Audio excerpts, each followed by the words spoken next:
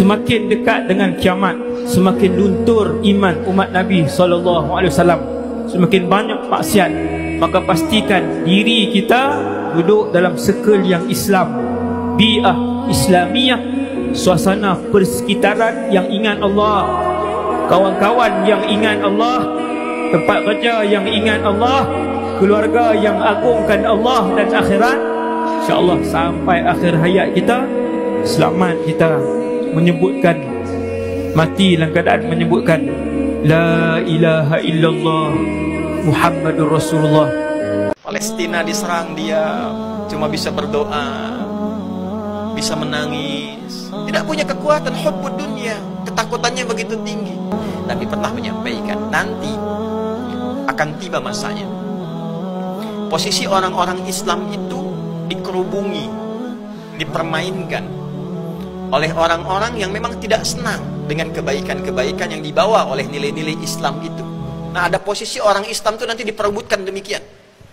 Ada aliansi-aliansi besar, kekuatan-kekuatan besar melihat orang Islam, tempat di mana orang Islam tinggal yang mayoritasnya Muslim atau negara Islam, pokoknya nggak boleh berkembang. Ini jadi objek saja.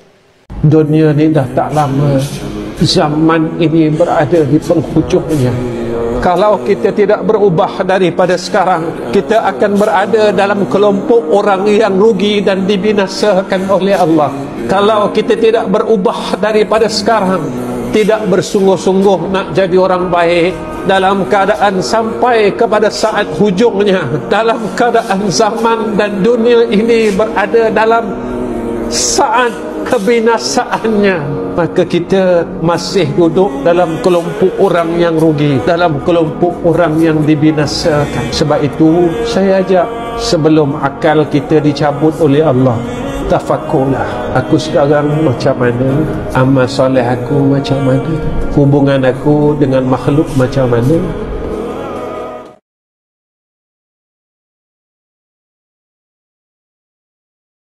Mending ya kalau ada Nabi, sehingga kebenaran itu bisa diperlihatkan seterang mungkin. Tapi setelah tidak ada Nabi, sementara fitnah-fitnah itu masih eksis, bagaimana kita bisa memahaminya? Nah, inilah yang terkait dengan apa yang Rasulullah sampaikan, bahwa setelah kebenaran pada Quran dan Sunnahku terhenti, maka kebenaran berikutnya yang akan muncul bagi umatku sampai hari kiamat adalah mimpinya orang-orang beriman. Ru'yatus shadiqah minal mu'minin, mimpinya orang-orang beriman. Nah, maka mimpinya para ulama keturunan Rasulullah SAW banyak bermimpi tentang ini. Nah, itu bisa menjadi clue bagi kita untuk menemukan kebenaran yang sesungguhnya untuk kita perjuangkan. Maka munculnya tokoh-tokoh yang fenomenal karena mimpinya. Seperti sekarang Imam Mahdi, ada sosok dikaitkan Imam Mahdi ini kepada Muhammad Qasim kayak gitu. Nah, hal-hal semacam ini juga bisa menjadi bagi kita clue untuk kita memahami hal-hal yang selama ini menjadi misteri. Yang mana kalau ini kita kaji secara ilmiah, itu akan menuntun kita pada kebenaran yang sesungguhnya. Ujung-ujungnya akan kembali kepada kausa prima, dan itu adalah Allah. Allah is the last aim. Pada akhirnya akan kepada Allah. Dan inilah hidayah yang Allah berikan bagi orang yang konsekuen dengan hati nuraninya, dengan akal sehatnya, dan dia berharap ingin menemukan kebenaran yang sesungguhnya. First of all, I want to introduce myself. My name is Muhammad Qasim. I am from Pakistan.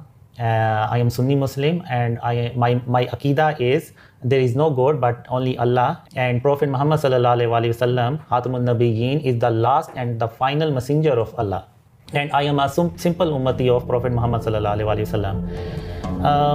I'm seeing these dreams since the age of 17 years, and I never shared these dreams with anyone. But in 2014, Allah and Prophet Muhammad sallallahu alaihi wasallam ordered me to share these dreams with others. My dreams is about end of times.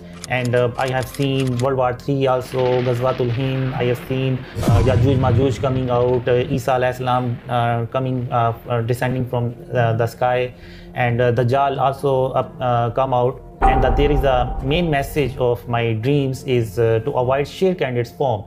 Why Muslims are weakened today and how Muslims can get united and rise again, and how Muslim Ummah get their low status back.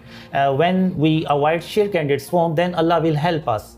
And when Allah will help us, then we Muslims started to rise again, Islam will rise again, and this is my main message of my dreams.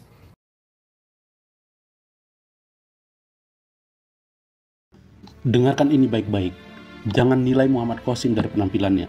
Kita semua tahu, yang penting itu pesannya, bukan pembawanya. Jika prajurit membawa pesan dari raja, kita terima pesannya. Muhammad Qasim membawa pesan dari raja seluruh alam semesta. Apa kita berani menolaknya? Siapapun kita, bahkan seorang presiden, tak ada hak untuk menolak. Kita terbiasa menghakimi dari kejauhan, bahkan dari dekat pun hanya melihat rupa.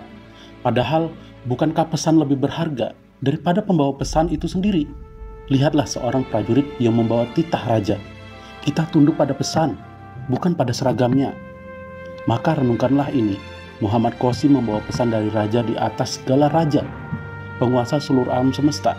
Apa kita akan menolak pesan itu? Adakah jabatan di dunia ini, bahkan sebagai raja atau presiden, yang sanggup menolak titahnya? Mengapa kita begitu fokus pada penampilan Muhammad Qasim? Bukankah seharusnya yang kita lihat adalah isi pesannya, bukan sekedar penampilannya? Terlepas dari siapa prajuritnya, Muhammad Qasim membawa pesan yang jauh lebih besar dari itu. Pesan dari Allah, Raja di atas seluruh raja di seluruh alam semesta ini. Jika kita tidak bisa menolak titah raja di dunia, bagaimana kita bisa menolak pesan dari Tuhan semesta alam ini? Siapapun kita, tidak ada alasan untuk menolaknya. Maka pikirkanlah baik-baik. Intinya mimpi itu dalam Islam ada tafsirnya, ada artinya, sehingga kita semuanya jangan mengabaikan persoalan mimpi.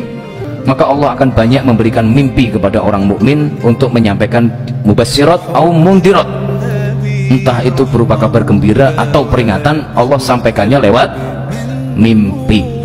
Ya, makin dekat dengan kiamat, orang yang mimpi jadi kenyataan makin banyak. Nabi SAW bersabda, ru'yatul mu'min, mimpi seorang mukmin 1/46 bagian dari kenabian. Jadi kalau ada kiai, habib, ustadz cerita mimpi, kamu remehkan, kamu meremehkan syariat Islam. Ngeri.